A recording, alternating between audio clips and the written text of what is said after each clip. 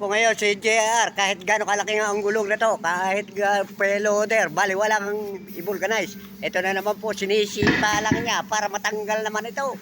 Kaya the best. Bagong gulong ang kinakabit nila. Kaya talagang nanggigigil. Ito po, bumubuhat ng 400 kilos. Nung ito nagbabarbel pa. Ayan po.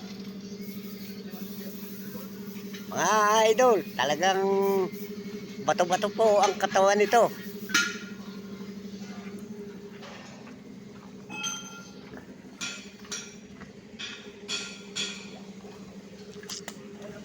Ito na naman pala si Rodel, nagpipintura, kulay itim naman pala itong kaul na to. Kaya naman dito, pati dambak, kulay itim naman pala.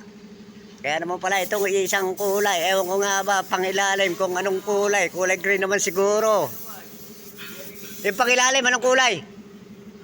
Ha? Kulay pula pala ang pangilalim, mga chassis naman ito, kulay pula.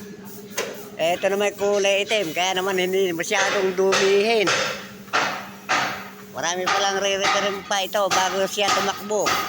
Pag natapos pinturahan, re-referin na namin ito. Ayun na po, talagang pausok-usok naman ang pintura. Mabuti na lang nagtakip siya. Kung hindi, sip-sipin pa niya ang pintura. Lalong delikado ito sa baga pag nasip-sip mo.